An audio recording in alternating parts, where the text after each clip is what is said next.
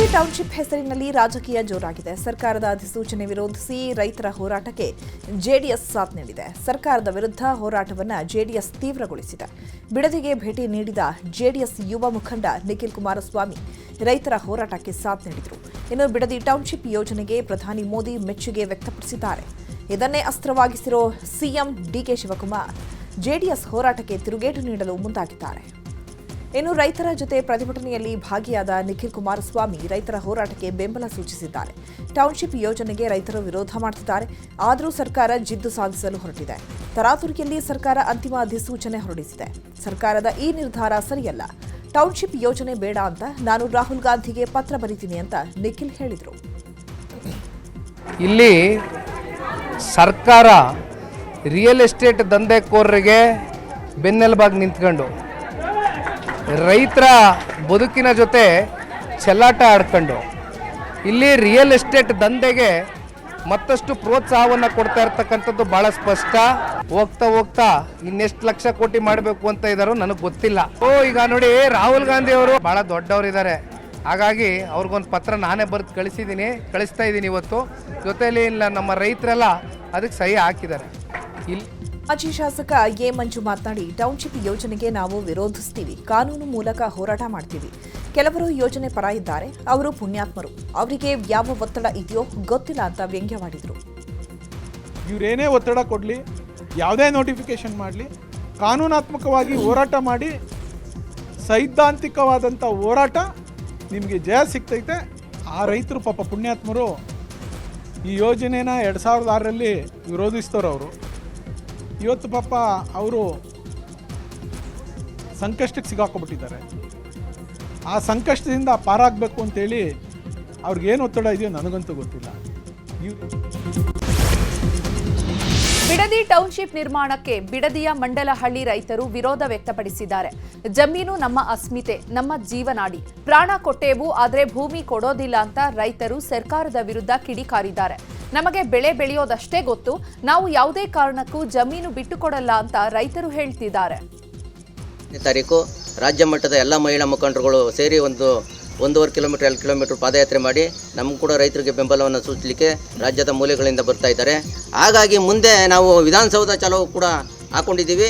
ಇದು ತಾತ ಮುತ್ತಾತ ಇವರು ಸಂಪಾದನೆ ಮಾಡಿರೋದು. ಇದನ್ನ ನಮ್ಮ ಅಪ್ಪಂದಿರು ದೊಡ್ಡಪ್ಪ ಇವರೆಲ್ಲ ನೋಡ್ಕೊಂಡು ಬರ್ತಿದ್ದಾರೆ. ಹಂಗಾಗಿ ಇದನ್ನ ನಾವು ಬಿಟ್ಕೊಡೋಕ್ಕಾಗಲ್ಲ. ಇದು ನಮಗೆ ಸತ್ತಿದ್ದು, ಬೇರೆಯವ್ರು ಕಿತ್ಕೊಳ್ಳೋದಕ್ಕಾಗಲ್ಲ. ಅವರೆಷ್ಟೇ ಪ್ರಯತ್ನ ಪಟ್ಟರು ಕಿತ್ಕೊಳ್ಳೋಕ್ಕಾಗಲ್ಲ. ಈ ಪರಿಸರ, ಇಲ್ಲಿರೋ ಪರಿಸರ ಬಿಟ್ಟು ನಾವು ಬೇರೆ ಕಡೆ ಎಲ್ಲಿ ಹೋಗೋಕ್ಕಾಗುತ್ತೆ?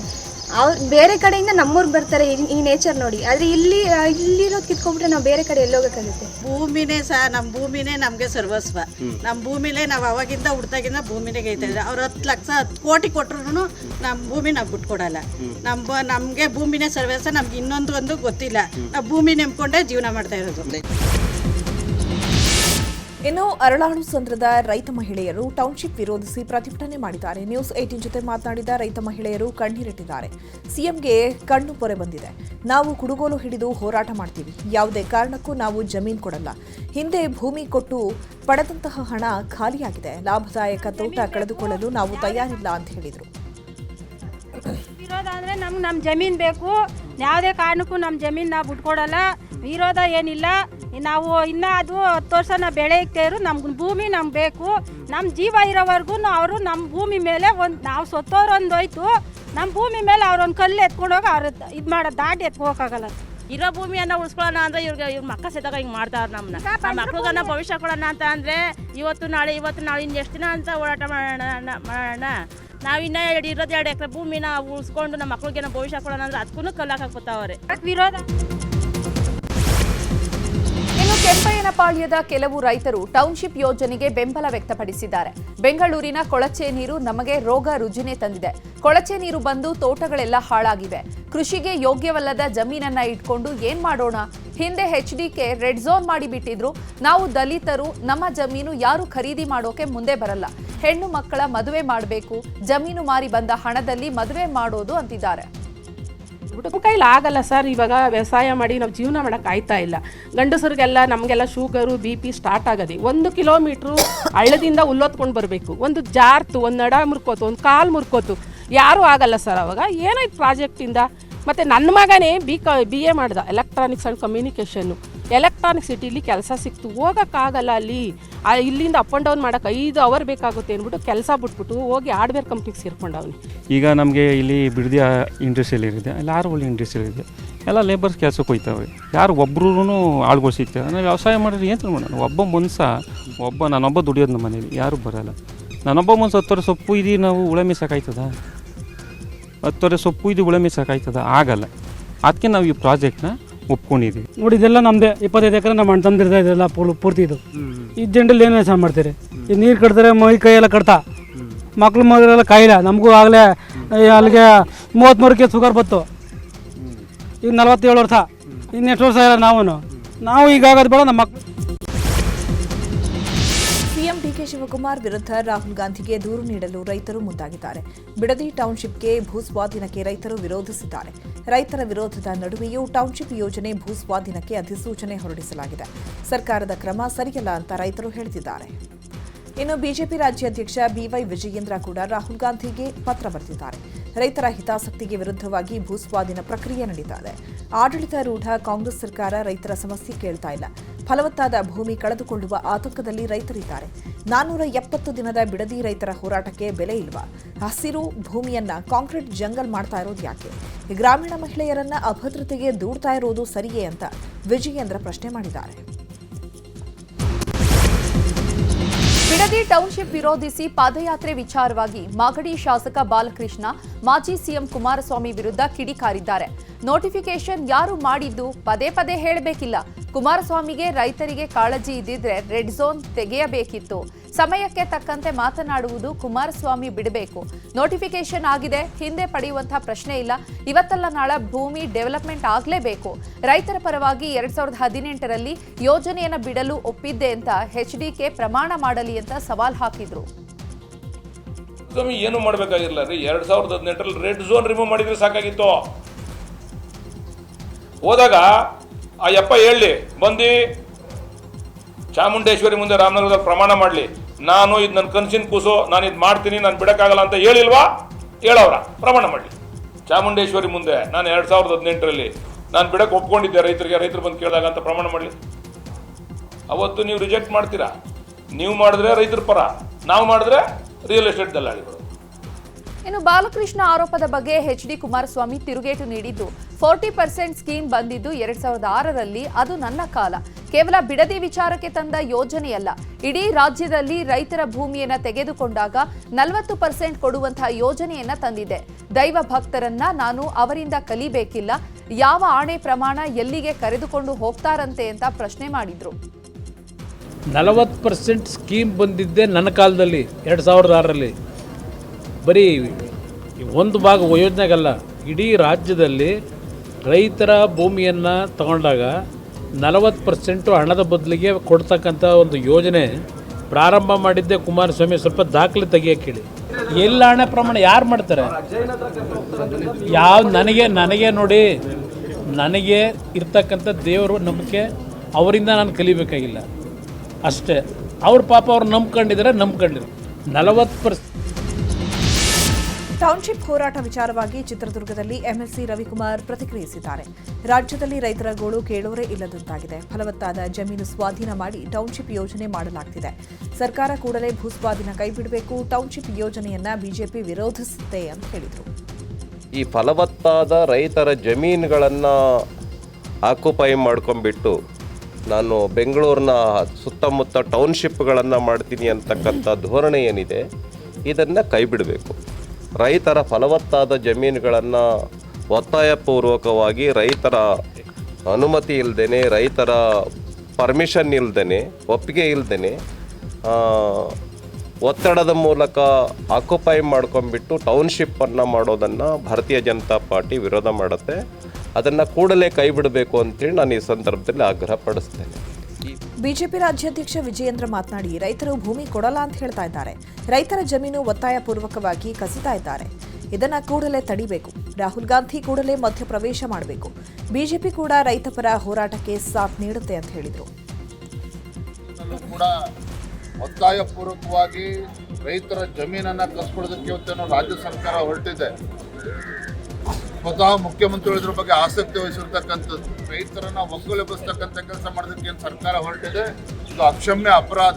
ರಾಹುಲ್ ಗಾಂಧಿ ಅವರು ಇದ್ದಾರೆ ವಿಪಕ್ಷ ನಾಯಕರು, ನಾನು ಆಗ್ರಹ ಪಡಿಸ್ತೇನೆ, ನೀವಾದರೂ ಕೂಡ ನಿಮ್ಮ ಸರ್ಕಾರ ನಿಮ್ಮ ಮುಖ್ಯಮಂತ್ರಿಗಳ ಮೇಲೆ ಒತ್ತಡವನ್ನು ಹೇರಿ ಇವತ್ತು ರೈತರನ್ನ ಒಕ್ಕಲೆಬ್ಸಕ್ಕೆ ಏನು ಹೊರಟಿದ್ದಾರೆ ಮಾನ್ಯ ಮುಖ್ಯಮಂತ್ರಿಗಳು ಕಾಂಗ್ರೆಸ್ ಸರ್ಕಾರ, ಅದು ತಡೆಯುವಂಥ ಕೆಲಸ ಮಾಡಬೇಕು ಅನ್ನುವ ಆಗ್ರಹವನ್ನು ಮಾಡ್ತಾ ಇದ್ದೇನೆ. ಇಲ್ಲ ಅಂತ ಹೇಳಿದ್ರೆ ಭಾರತೀಯ ಜನತಾ ಪಾರ್ಟಿಯು ಕೂಡ ರೈತರ ಪರವಾಗಿ ಉಗ್ರ ಹೋರಾಟವನ್ನು ಮಾಡ್ತೇವೆ ಅನ್ನೋದನ್ನು ಕೂಡ ಸ್ಪಷ್ಟಪಡಿಸಿದೆ. ಬಿಡುದಿನಲ್ಲೂ ಗ್ಯಾರಂಟಿ ಯೋಜನೆ ಪರಿಷ್ಕರಣೆ ಬಗ್ಗೆ ವಿಪಕ್ಷಗಳು ಅಪಪ್ರಚಾರ ಮಾಡ್ತಾ ಇದೆ ಅಂತ ಸಿಎಂ ಡಿಕೆ ಶಿವಕುಮಾರ್ ಹೇಳಿದ್ದಾರೆ.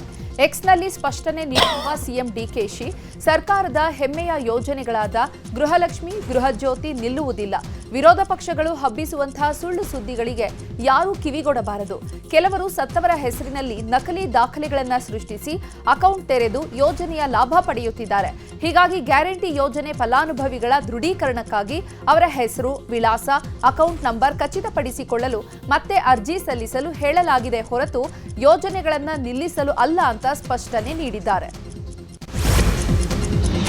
ಬೆಳಗಾವಿಯಲ್ಲಿ ಗೃಹಲಕ್ಷ್ಮಿ ಫಲಾನುಭವಿಗಳು ನ್ಯೂಸ್ 18 ಜೊತೆ ಮಾತನಾಡಿದ್ದು, ಗ್ಯಾರಂಟಿ ಯೋಜನೆಗಳ ಪರಿಷ್ಕರಣೆ ಮಾಡುವುದು ಒಳ್ಳೆಯದೇ, ಆದರೆ ಮತ್ತೊಮ್ಮೆ ಅರ್ಜಿ ನೀಡೋದು ಕಷ್ಟ. ಗ್ಯಾರಂಟಿಯಲ್ಲಿ ಅನರ್ಹರನ್ನ ಸರ್ಕಾರವೇ ಪತ್ತೆ ಹಚ್ಚಲಿ, ಯೋಜನೆ ಸರಿಯಾಗಿ ತಲುಪುವವರನ್ನ ತಲುಪಲಿ, ಆದರೆ ಹೊಸ ಅರ್ಜಿಗಳನ್ನು ನೀಡೋದು ಕಷ್ಟ ಅಂತ ಹೇಳಿದರು. ವರ್ಷಕ್ಕೊಮ್ಮೆ ರಿನಿವಲ್ ಮಾಡೋದು ಒಳ್ಳೆ ಕ್ರಮ ಅಂತಲೂ ಜನರು ಹೇಳಿದ್ದಾರೆ. ಹೋದವರು ಒಂದು ಯಾದಿಗಳನ್ನು ಪರಿಷ್ಕರಣೆ ಮಾಡಿ ಅವ್ರ ಹೆಸರನ್ನು ತೆಗೆದು ಹಾಕಿದ್ರೆ ಆಗ್ತಿತ್ತು ಅಂತ ನನಗೆ ಅನಿಸ್ತಾ ಇದೆ.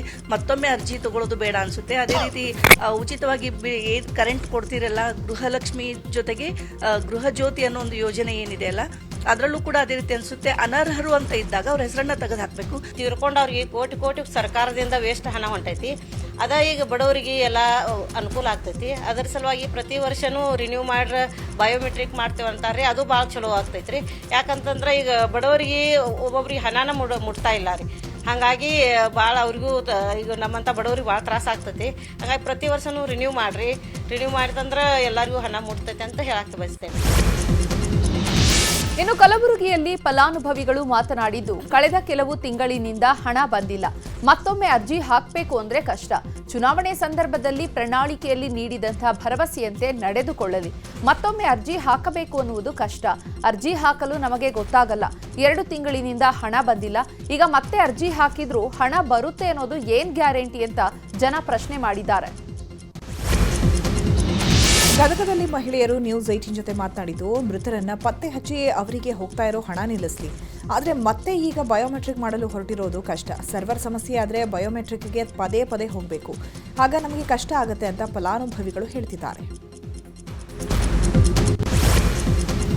ಗೃಹಲಕ್ಷ್ಮಿ, ಗೃಹಜ್ಯೋತಿ ಯೋಜನೆಗಳಿಗೆ ಮರು ಅರ್ಜಿ ವಿಚಾರವಾಗಿ ಕೇಂದ್ರ ಸಚಿವ ಎಚ್ಡಿಕೆ ಪ್ರತಿಕ್ರಿಯೆ ನೀಡಿದ್ದು, 2 ಯೋಜನೆಗಳಲ್ಲಿ ಲೋಪದೋಷಗಳಿವೆ ಅಂತ ಸರ್ಕಾರವೇ ಹೇಳಿದೆ.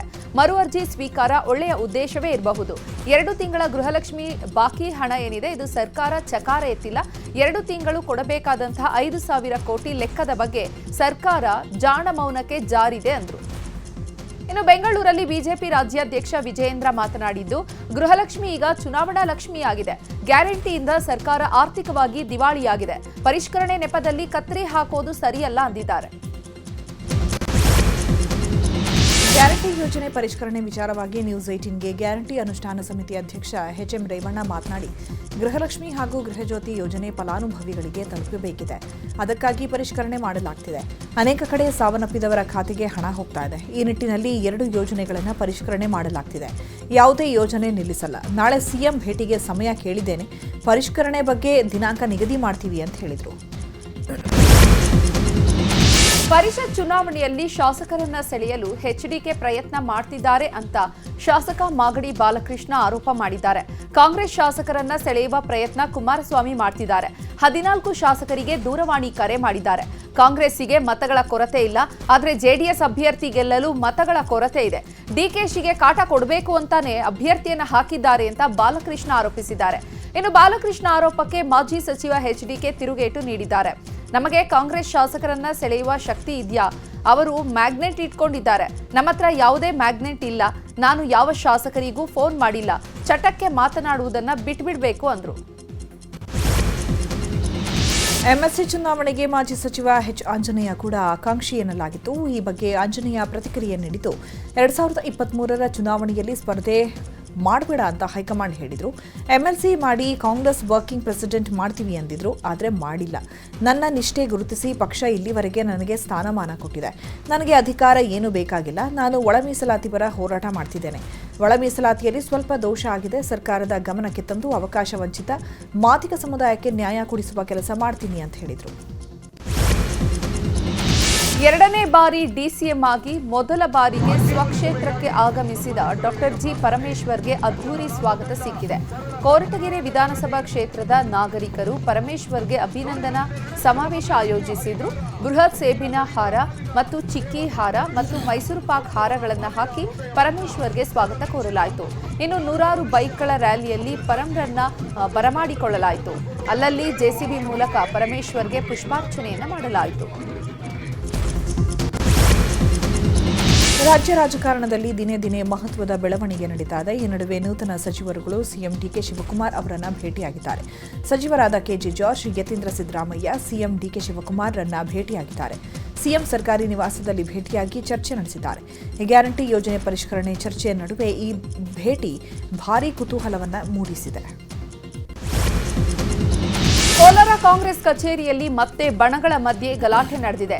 ಕೆಎಚ್ ಮುನಿಯಪ್ಪ ಬಣದ ನಾಯಕರು ಹಾಗೂ ಶಾಸಕ ಕೊತ್ತೂರು ಮಂಜುನಾಥ್ ಬಣದ ಮುಖಂಡರ ಮಧ್ಯೆ ವಾಗ್ವಾದ ನಡೆದಿದೆ. ಕೋಲಾರ ಕಾಂಗ್ರೆಸ್ ಉಸ್ತುವಾರಿ ನಾರಾಯಣಸ್ವಾಮಿ ನೇತೃತ್ವದಲ್ಲಿ ಜಿಲ್ಲಾ ಮಟ್ಟದ ಮುಖಂಡರ ಸಭೆ ಆಯೋಜನೆ ಮಾಡಲಾಗಿತ್ತು. ಸಭೆಯಲ್ಲಿ ಕೆಎಚ್ ಮುನಿಯಪ್ಪ ಬಣದ ಮಂಜುನಾಥ್ ಮತ್ತು ಬ್ಲಾಕ್ ಕಾಂಗ್ರೆಸ್ ಅಧ್ಯಕ್ಷ ಸೈಯದ್ ಅಫ್ಸರ್ ನಡುವೆ ಗಲಾಟೆಯಾಗಿದೆ. ಈ ವೇಳೆ ಸಭೆಯಲ್ಲಿ ಕೆಲಕಾಲ ಗೊಂದಲದ ವಾತಾವರಣ ನಿರ್ಮಾಣವಾಗಿತ್ತು. ಬೆಂಗಳೂರು ಗ್ರಾಮಾಂತರ ಜಿಲ್ಲೆಯ ದೇವನಹಳ್ಳಿಗೆ ಕೇಂದ್ರ ವಿತ್ತ ಸಚಿವೆ ನಿರ್ಮಲಾ ಸೀತಾರಾಮನ್ ಆಗಮಿಸಿದ್ದಾರೆ. ಡಾಬಸ್ಪೇಟೆ ಚೆನ್ನೈ ನಡುವಿನ ರಸ್ತೆ ಕಾಮಗಾರಿಯ ಪ್ರಗತಿ ಪರಿಶೀಲನೆ ನಡೆಸಿದ್ದಾರೆ. ಬಿಜೆಪಿ ರಾಜ್ಯಾಧ್ಯಕ್ಷ ವಿಜಯೇಂದ್ರ, ಸಂಸದ ಸುಧಾಕರ್ ಸೇರಿ ಅನೇಕರು ನಿರ್ಮಲಾ ಸೀತಾರಾಮನ್ ಜೊತೆಗಿದ್ದಾರೆ. ಡಿಸಿ ಕಚೇರಿ ಬಳಿಯಲ್ಲಿ ಹೆದ್ದಾರಿ ರಸ್ತೆ ಕಾಮಗಾರಿಯನ್ನ ನಿರ್ಮಲಾ ಸೀತಾರಾಮನ್ ವೀಕ್ಷಿಸಿದರು. ಆಡಳಿತಕ್ಕೆ ಹೊಸ ಹುರುಪು ನೀಡಲು ನೂತನ ಸಿಎಂ ಡಿಕೆಶಿ ಹೊಸ ಪ್ಲಾನ್ ಮಾಡಿದ್ದಾರೆ. ಈ ಬಗ್ಗೆ ಮಾಜಿ ಸಿಎಂ ಸದಾನಂದಗೌಡ ಪ್ರತಿಕ್ರಿಯೆ ನೀಡಿದ್ದಾರೆ. ಗದಗದಲ್ಲಿ ಮಾತನಾಡಿದ ಅವರು, ಟಾರ್ಗೆಟ್ ಕೊಡೋದು ಮುಖ್ಯ ಅಲ್ಲ, ಅದನ್ನ ಇಂಪ್ಲಿಮೆಂಟ್ ಮಾಡೋದು ಮುಖ್ಯ. ಡಿಕೆ ಶಿವಕುಮಾರ್ ಸಿಎಂ ಆಗಿ 10 ದಿನಗಳಾಗಿದೆ. 10 ದಿನದಲ್ಲಿ ಅವರ ಎವ್ಯಾಲ್ಯೂಯೇಷನ್ ಮಾಡೋಕ್ಕಾಗಲ್ಲ. ಆದರೆ ಕಾಂಗ್ರೆಸ್ಗೆ ಜನರ ಬಗ್ಗೆ ಕಾಳಜಿ ಇಲ್ಲ. ಕಾಂಗ್ರೆಸ್ ಒಡೆದ ಮನೆಯಾಗಿದೆ. ಅದನ್ನು ಮೊದಲು ಸರಿಪಡಿಸಲಿ ಎಂದಿದ್ದಾರೆ. ಒಂದು ಬ್ರೇಕಿಂಗ್ ನ್ಯೂಸ್ ಇದೆ. ಬೆಂಗಳೂರಲ್ಲಿ ಮಳೆ ನಡುವೆ ಗುಂಡಿ ಗಂಡಾಂತರ ನಡೆದಿದೆ. ನೀರಿನಿಂದ ತುಂಬಿದಂತಹ ಗುಂಡಿಗೆ ಮಹಿಳೆ ಬಿದ್ದಿದ್ದಾರೆ. ನಾಗರಬಾವಿಯ ದೀಪಾ ಕಾಂಪ್ಲೆಕ್ಸ್ ಬಳಿಯಲ್ಲಿ ಈ ಘಟನೆ ನಡೆದಿರುವಂತದ್ದು. ಬೆಂಗಳೂರಲ್ಲಿ ಧಾರಾಕಾರ ಮಳೆಯಾಗ್ತಾ ಇದೆ. ಇವತ್ತು ಸಂಜೆ ಸುರಿದಂತಹ ಮಳೆಗೆ ಗುಂಡಿ ಗಂಡಾಂತರವೊಂದು ನಡೆದು ಹೋಗಿದೆ. ನೀರಿನಿಂದ ತುಂಬಿದಂತಹ ಗುಂಡಿಗೆ ಮಹಿಳೆ ಬಿದ್ದಿದ್ದಾರೆ. ಮಳೆಯಿಂದಾಗಿ ಆ ಗುಂಡಿಯಲ್ಲಿ ಸಾಕಷ್ಟು ನೀರು ತುಂಬಿಕೊಂಡಿತ್ತು. ನೀರು ತುಂಬಿದಂತಹ ಸ್ಥಳದಲ್ಲಿ ಗುಂಡಿ ಕಾಣದೆ ಮಹಿಳೆ ಬಿದ್ದಿದ್ದಾರೆ. ಅದೃಷ್ಟವಶಾತ್ ಭಾರೀ ಅನಾಹುತದಿಂದ ಮಹಿಳೆ ಪಾರಾಗಿದ್ದಾರೆ. ಬೆಂಗಳೂರಲ್ಲಿ ರಸ್ತೆಗಳ ಸ್ಥಿತಿಯಂತೂ ಅಧ್ವಾನ ಆಗೋಗಿದೆ. ಭಾರೀ ಗುಂಡಿಗಳ ನಡುವೆ ಪ್ರಯಾಣ ಮಾಡೋದಕ್ಕೆ, ಅದರಲ್ಲೂ ದ್ವಿಚಕ್ರ ವಾಹನ ಸವಾರರಂತೂ ಪರದಾಡುವಂತಹ ಪರಿಸ್ಥಿತಿ ಇದೆ. ಮಳೆ ಬಂದ್ರೆ ಬೆಂಗಳೂರಲ್ಲಿ ರಸ್ತೆ ಯಾವುದು, ಗುಂಡಿ ಯಾವುದು, ಯಾವುದೂ ಗೊತ್ತಾಗಲ್ಲ. ನೋಡಿ, ವಿಜುವಲ್ಸ್ ಅಲ್ಲಿ ಗಮನಿಸ್ತಿದ್ದೀವಿ ರಸ್ತೆಯಲ್ಲಿ ಎಷ್ಟರ ಮಟ್ಟಿಗೆ ನೀರು ನಿಂತಿದೆ ಅನ್ನೋದನ್ನ. ಆ ಒಂದು ಸ್ಕೂಟರ್ ಏನಿದೆ ಅದರ ಅರ್ಧ ಭಾಗದಷ್ಟು, ಅಂದ್ರೆ ಮೊಳಕಾಲುದ್ದ ನೀರು ನಿಂತಿದೆ ಆ ರಸ್ತೆಯಲ್ಲಿ. ಅಲ್ಲಿ ಗುಂಡಿ ಯಾವುದು, ರಸ್ತೆ ಯಾವುದು ಏನೂ ಗೊತ್ತಾಗದಂತಹ ಪರಿಸ್ಥಿತಿ.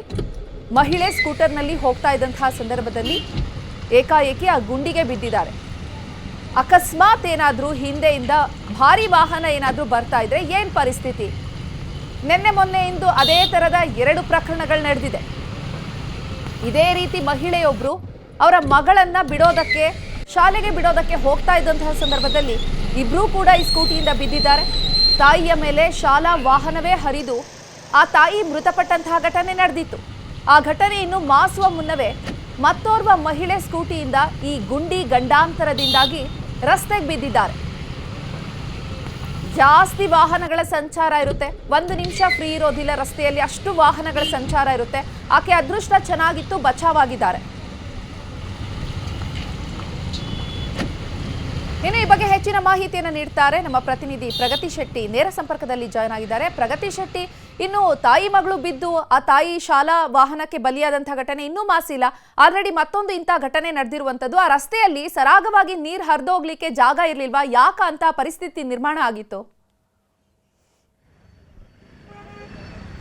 ಚೈತ್ರ, ಈ ರಸ್ತೆಯಲ್ಲಿ ಕಳೆದ 2 ತಿಂಗಳಿಂದಲೂ ಕೂಡ ಕಾಮಗಾರಿ ಆಗ್ತಾ ಇರುವಂತಹ ಕಾರಣ ರಸ್ತೆಯಲ್ಲಿ ನೀರು ಹರಿದು ಹೋಗೋದಕ್ಕೆ ಸೂಕ್ತವಾದಂತಹ ವ್ಯವಸ್ಥೆ ಇಲ್ಲ. ಮೊದಲನೇದಾಗಿ ನಾನು ನಿಮಗೆ ಕಾಮಗಾರಿ ಆಗ್ತಾ ಇರುವಂತಹ ಜಾಗವನ್ನು ತೋರಿಸ್ತಾ ಹೋಗ್ತೀನಿ. ನಮ್ಮ video journalist Yogeshwar left side ಅಲ್ಲಿ ಆ ಮೋರಿ ಕಾಮಗಾರಿ ಆಗ್ತಾ ಇರೋ ಜಾಗ ತೋರಿಸ್ತಾರೆ. ಅಂದ್ರೆ ಪ್ರತಿ ಸಲ ಮಳೆ ಬಂದಾಗ್ಲೂ ಕೂಡ ಈ ಭಾಗದಲ್ಲಿ ಇಲ್ಲೆಲ್ಲವೂ ಕೂಡ ನೀರು ನಿಲ್ತಾ ಇತ್ತು. ಸೊ ನೀರು ಹರಿದು ಹೋಗೋದಕ್ಕೆ ಜಾಗ ಇಲ್ಲ. ನೋಡಿ, ಗಮನಿಸ್ತಾ ಇದ್ರೆ ಅಲ್ಲೊಂದು ಕಾರ್ ಹೋಗ್ತಿದೆ ನೋಡಿ, ಆ ಭಾಗದಿಂದ ಸುತ್ತ ಇರೋ ಬರೋ ಏರಿಯಾದ ನೀರೆಲ್ಲವೂ ಕೂಡ ಇದೇ ಒಂದು ತಗ್ಗು ಪ್ರದೇಶಕ್ಕೆ ಬರುತ್ತೆ. ಸೊ ಹಾಗಾಗಿ ನೀರು ಹರಿದು ಹೋಗೋದಕ್ಕೆ ಸೂಕ್ತವಾದ ವ್ಯವಸ್ಥೆ ಆಗಲಿ ಅಂತ ಈ ಮೋರಿಯ ವ್ಯವಸ್ಥೆಯನ್ನ ಮಾಡಿದ್ರು.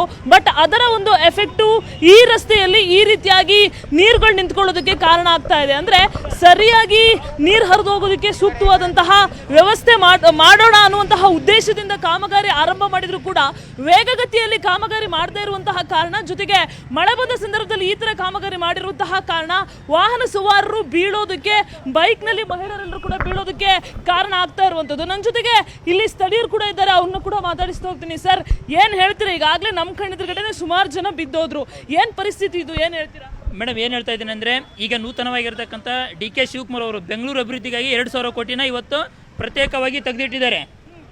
ಆದರೆ ಇವತ್ತು ಏನು ತೆಗೆದಿಟ್ಟಿದ್ದಾರೆ, ಇವತ್ತು ಸರಿಯಾಗಿ ಏನು ಅಭಿವೃದ್ಧಿ ಆಗ್ತಿಲ್ಲ. ನಮ್ಮ ಜನಗಳು ಮೊದಲೇ ಮತ್ತೆ ಏನು ಮಾಡ್ತಾ ಇದ್ದಾರೆ ಅಂದರೆ, ವ್ಯವಸ್ಥೆಯಲ್ಲಿ ಮೊದಲಿಗೆ ಚುನಾವಣೆ ಸಂದರ್ಭದಲ್ಲಿ 500ಕ್ಕೆ ಓಟ್ಗೆ ಎಂಡಕ್ಕೆ ಇವತ್ತೆಲ್ಲ ಓಟ್ ಹಾಕ್ತಾರೆ. ಈ ಥರ ರಸ್ತೆಗಳಿಗೆ ಯಾರೂ ಪ್ರಶ್ನೆ ಮಾಡಲ್ಲ. ಎಲ್ಲಿವರೆಗೆ ಯುವ ಜನತೆ ವ್ಯವಸ್ಥೆ ಬಗ್ಗೆ ಪ್ರಶ್ನೆ ಮಾಡಲ್ವೋ ಅಲ್ಲಿವರೆಗೆ ಈ ವ್ಯವಸ್ಥೆ ಇದೇ ರೀತಿಯಾಗಿರುತ್ತೆ. ನಾವು ಅನುಭವಿಸ್ತಕ್ಕಂಥ ಪ್ರಜೆಗಳು ಅನುಭವಿಸೋದು ಈ ಥರ ವ್ಯವಸ್ಥೆನ. ಇಲ್ಲಿ ಸಾಕಷ್ಟು ವರ್ಷದಿಂದ ಇದೇ ಥರ ಇದೆ ಮೇಡಮ್. ಏನಾಗುತ್ತೆ ಅಂದರೆ, ಮೊದಲಿಗೆ ರಸ್ತೆನ ಮಾಡೋದು, ಮತ್ತು ಅದೇ ರಸ್ತೆನ ಹಾಳು ಮಾಡೋದು, ಮಾಡ್ತಕ್ಕಂಥ ತಮ್ಮ ದುಡ್ಡಿಗಾಗಿ ಮಾಡ್ತಾ ಇದ್ದಾರೆ ಬಿಟ್ಟರೆ ಇಲ್ಲಿ ಯಾವುದೇ ಜನರಿಗೋಸ್ಕರ ಸೌಲಭ್ಯಕ್ಕೋಸ್ಕರ ಮಾಡ್ತಾ ಇಲ್ಲ ಇಲ್ಲಿವರೆಗೂ. ಇದು ಇಲ್ಲಿರುವಂತಹ ಜನ ಹೇಳ್ತಾ ಇರೋದು. ಜೊತೆಗೆ ನಾನು ನೇರವಾಗಿ ಆ ರಸ್ತೆಯನ್ನು ಕೂಡ ತೋರಿಸ್ತಾ ಹೋಗ್ತೀನಿ. ನೀವೇನು ಗಮನಿಸ್ತಾ ಇದ್ದೀರಾ, ಕಳೆದ 15 ನಿಮಿಷದ ಹಿಂದೆ ಮಳೆ ಬಂದಿತ್ತು. ಬಟ್ ಮಳೆ ಇವಾಗ ಸ್ಟಾಪ್ ಆಗಿದೆ. ಬಟ್ ಆ ಒಂದು ಶೇಖರಣೆ ಆಗಿರುವಂತಹ ನೀರು ರೋಡಲ್ಲಿ ಹಂಗೆ ಇರೋ ಕಾರಣದಿಂದ ಈ ಒಂದು ಎಫೆಕ್ಟು ಈ ಭಾಗದಲ್ಲಿ ಆಗಿರುವಂಥದ್ದು. ಜೊತೆಗೆ ವಾಹನ ಸವಾರರು ಬೀಳ್ತಾ ಇರುವಂತಹ ಚಿತ್ರಣ, ಜೊತೆಗೆ ಗಾಡಿಗಳು ಅಲ್ಲಲ್ಲಿ ಆಫ್ ಆಗ್ತಾ ಇರುವಂತಹ ಚಿತ್ರಣ ಕಂಡು ಬರ್ತಾ ಇದೆ. ಸರಿಯಾಗಿ ರಸ್ತೆ ಮಧ್ಯೆನೇ ಒಂದು ದೊಡ್ಡ ಹೊಂಡ ಇದೆ. ಆದ್ರೆ ಆ ಹೊಂಡ ಇಲ್ಲಿ ಯಾರಿಗೂ ಕಾಣಿಸ್ತಾ ಇಲ್ಲ. ನೋಡಿ, ನಮ್ಮ ಕಣ್ಣೆದುರುಗಡೆ ನ್ಯೂಸ್ 18 ಕ್ಯಾಮ್ರಾ ಕಣ್ಣೆದುರುಗಡೆ ಕಾರ್ ಹೆಂಗ್ ಆಫ್ ಆಯ್ತು ನೋಡಿ. ಇದೇ ರೀತಿಯಾಗಿ ಕಾರ್ ಮಾತ್ರ ಅಲ್ಲ, ಆಟೋ ಆಗ್ಲಿ ಅವೆಲ್ಲವೂ ಕೂಡ ಇದೇ ರೀತಿಯಾಗಿ ಹಾಳಾಗ್ತಾ ಇರುವಂತಹ ಚಿತ್ರಣ ಈ ಭಾಗದಲ್ಲಿ ಕಂಡು ಬರ್ತಾ ಇರುವಂತದ್ದು. ಬಟ್ ಇದನ್ನ ಕ್ಲಿಯರ್ ಮಾಡೋದಕ್ಕೆ ಸಂಬಂಧಪಟ್ಟವ್ರು ಯಾರು ಕೂಡ ಈ ಭಾಗಕ್ಕೆ ಬರ್ತಾ ಇಲ್ಲ. ಟ್ರಾಫಿಕ್ ಪೊಲೀಸರು ಮಾತ್ರ ಇಲ್ಲಿ ಟ್ರಾಫಿಕ್ ಕ್ಲಿಯರ್ ಮಾಡೋದಕ್ಕೆ ಒದ್ದಾಡ್ತಾ ಇರುವಂತಹ ಚಿತ್ರಣ ಕಂಡು ಬರ್ತಾ ಇದೆ. ಕಾಮಗಾರಿಯನ್ನ ಮಾಡಿರುವಂತಹ, ಅಂದ್ರೆ ನೀರು ಹರಿದು ಹೋಗ್ಬೇಕು, ನೀರು ಸರಾಗವಾಗಿ ಹರಿದು ಹೋಗ್ಲಿ ಅಂತ ಕಾಮಗಾರಿ ಮಾಡಿರುವ ಉದ್ದೇಶ ಸರಿಯಾಗಿದ್ರು ಕೂಡ ಕಾಮಗಾರಿ ವೇಗಗತಿ ಕೊಟ್ಟಿಲ್ಲ. ಒಂದು ಮಳೆ ಬರುವಂತಹ ಟೈಮ್ನಲ್ಲಿ ಕಾಮಗಾರಿ ಮಾಡಿರುವಂತಹ ಕಾರಣ ಜನಸಾಮಾನ್ಯರು ಈ ರೀತಿ ಪರದಾಟ ಅನುಭವಿಸ್ತಾ ಇದ್ದಾರೆ. ನೋಡಿ, ಬೈಕ್ಗಳೆಲ್ಲ ಹಂಗಂಗೆ ಆಫ್ ಆಗ್ತಾ ಇರುವಂತಹ ಚಿತ್ರಣ ಕಂಡು ಬಂತು. ಇದನ್ನ ರಿಪೇರ್ ಮಾಡೋದಕ್ಕೆ ಅವರಿಗೆ ಸಾಕಷ್ಟು ಸಮಸ್ಯೆ ಆಗುತ್ತೆ. ಮೇಡಮ್, ಈ ತರ ರಸ್ತೆ ಏನ್ ಹೇಳ್ತೀರಾ? ಕೆಲಸ ಇದೆ ಕೆಲ್ಸಕ್ಕೂ ಕಷ್ಟ ಆಗಲ್ವಾ ಈ ತರ ರಸ್ತೆ ಇದೆ? ಬಟ್ ಏನ್ ಮಾಡೋದು? ಇದು ನಮ್ಮ ಜನ ಹೇಳ್ತಾ ಇರುವಂತಹ ಮಾತು. ಈ ಭಾಗದಲ್ಲಿ ಇದೇ ರೀತಿಯಾದಂತಹ ಪರಿಸ್ಥಿತಿ ಕಂಟಿನ್ಯೂ ಆಗ್ತಾ ಇರುವಂತದ್ದು. ಚೈತ್ರ, ಪ್ರಗತಿ ಶೆಟ್ಟಿ, ಇನ್ನು ಟೆಕ್ನಾಲಜಿ ಎಷ್ಟು ಇಂಪ್ರೂವ್ ಆಗಿದೆ, ಎಷ್ಟು ತಡ ಮಾಡ್ತಾರೆ ಅಂದರೆ ಕಾಮಗಾರಿಗಳನ್ನು ಪೂರ್ಣಗೊಳಿಸೋದಕ್ಕೆ. ಒಂದು ರಸ್ತೆ ಕಾಮಗಾರಿ ಇರಲಿ, ಪೈಪ್ಲೈನ್ ಇರಲಿ, ಎಲ್ಲದಕ್ಕೂ ಈ ತಡ ಆಗ್ತಾ ಇರುವಂತಹ ಕಾಮಗಾರಿಗಳಿಂದಲೇ ಇಂತಹ ಅನಾಹುತಗಳು ಸಂಭವಿಸ್ತಿದ್ಯಾ? ಯಾಕೆ ಇಷ್ಟು ತಡ ಮಾಡ್ತಾರೆ? ಖಂಡಿತ ಚೈತ್ರ, ನಾನು ನಿಮಗೆ ವಿಜುವಲ್ಸ್ ತೋರಿಸ್ತಾ ಅದನ್ನು ಹೇಳ್ತಾ ಹೋಗ್ತೀನಿ. ಬೆಂಗಳೂರಿನಲ್ಲಿ ಕಾಮಗಾರಿ ಇಂತಹ ಒಂದು ಕಡೆಯಲ್ಲಿ ಇಷ್ಟು ಕ್ವಿಕ್ಕಾಗಿ ಕಾಮಗಾರಿ ಆಗುತ್ತೆ ಅಂತ ಹೇಳೋದಕ್ಕೆ ಸಾಧ್ಯನೇ ಇಲ್ಲ. ಬೆಂಗಳೂರಿನಲ್ಲಿ ಅನೇಕ ಕಡೆಗಳಲ್ಲಿ ವಿಳಂಬ ಕಾಮಗಾರಿ, ಆಮೆಗತಿಯ ಕಾಮಗಾರಿ, ನಿಧಾನಗತಿಯ ಕಾಮಗಾರಿ, ಸ್ಲೋ ಕಾಮಗಾರಿ, ಇಂತಹ ಕಾಮಗಾರಿಗಳೇ ಆಗ್ತಾ ಇರೋದು. ಇದರಿಂದ ಪರದಾಡ್ತಾ ಇರೋದು ಯಾರಪ್ಪ ಅಂತ ಹೇಳಿದ್ರೆ, ನಿಮ್ಮಂಥ ಟ್ಯಾಕ್ಸ್ ಪೇಯರ್ಸ್, ಜನಸಾಮಾನ್ಯರು ಈ ರೀತಿಯಾಗಿ ಒದ್ದಾಡ್ತಾ ಇದ್ದಾರೆ. ಆ ಕಾರ್ ಹುಗಿದೋಗಿರುವಂತಹ ವಿಜುವಲ್ಸ್ ನೋಡಿ, ಕಷ್ಟಪಟ್ಟು ಕಾರ್ ತಗೊಳ್ತಾರೆ. ಬಟ್ ಆ ಕಾರು ಈ ರೀತಿಯಾಗಿ ಗುಂಡಿಯಲ್ಲಿ ಅರ್ಧ ಕಾರ್ ಮುಳುಗಿ ಹೋದ್ರೆ ಸಾಕಷ್ಟು ಸಮಸ್ಯೆ ಆಗುತ್ತೆ. ಇದಕ್ಕಿಂತ ನಾವು ಕ್ಯಾಮ್ರಾವನ್ನ ಎತ್ತೋದಕ್ಕಿಂತ ಮುಂಚೆ ನೋಡಿದಾಗ ಒಬ್ಬ ಫುಡ್ ಡೆಲಿವರಿ ಬಾಯ್ ಕೂಡ ಬಿದ್ದಿದ್ದ. ಸರ್, ಏನ್ ಹೇಳ್ತೀರಾ ಈ ತರ ರೋಡ್? ಏನ್ ಅಲ್ಲ, ಈ ರೋಡ್ ಮಾಡ್ತೀನಿ ಅಂತ ಹೇಳೋದೇ ಆಯ್ತು. ಹಿಂಗೇನೆ ಡೈಲಿ ಒಂಚೂರು ಇದಿಲ್ಲ. ಎಲೆಕ್ಷನ್ ಟೈಮಲ್ಲಿ ಮಾತ್ರ ಬರ್ತಾರೆ ಓಟ್ ಕೇಳಿಕೆ, ಓಟ್ ಹಾಕಿ ಅಂತ. ಇನ್ನೇನು ಮಾಡ್ತಾರೆ ಬೆಂಗಳೂರಲ್ಲಿ. ಇನ್ನೇನು ಎಲೆಕ್ಷನ್ ಬರ್ತಾರೆ. ಅದನ್ನೇ ನಾವು ಡೈಲಿ ಬೆಳಗ್ಗೆ ಎದ್ದು ಇಲ್ಲೇ ಓಡಾಡೋದು. ಜೀವನ ಪೂರ್ತಿ ಇದೇ ನೋಡೋದೇ ಆಗೈತೆ. ರೆಡಿ ಮಾಡ್ತೀನಿ ಅಂತವ್ರೆ ಮಾಡ್ತಾ ಇಲ್ಲ. ಓಕೆ, ಬಿದ್ದು ಹೋಗೋರೆ, ನಾವ್ರ ಹತ್ರ ಬೀಳೋದು ಜಸ್ಟ್ ಮಿಸ್ಸು, ಮಾಡ್ತಾ ಇಲ್ಲ. ಓಕೆ, ಮೋರಿ ಕೆಲಸ ಆಗ್ತಾ ಇದೆ ಆಗಲೇ ಸುಮಾರು ತಿಂಗಳಿಂದನು. ಈ ಭಾಗದಲ್ಲಿ ಜನರು ಹೇಳ್ತಾ ಇರುವಂತಹ ಮಾತು ಅಂದ್ರೆ, ಪದೇ ಪದೇ ಈ ರೀತಿಯಾದಂತಹ ಚಿತ್ರಣ ಕಾಮನ್ ಅನ್ನೋ ತರ ಆಗೋಗ್ಬಿಟ್ಟಿದೆ. ನಮ್ಮ ಸಮಸ್ಯೆಗೆ ಆದಷ್ಟು ಬೇಗ ಪರಿಹಾರ ಕೊಡಿ ಅಂತ ಆಗ್ರಹಿಸ್ತಾ ಇರೋ ಚಿತ್ರಣ ಕಂಡು ಬರ್ತಾ ಇರುವಂತದ್ದು. ಚೈತ್ರ, ಧನ್ಯವಾದ.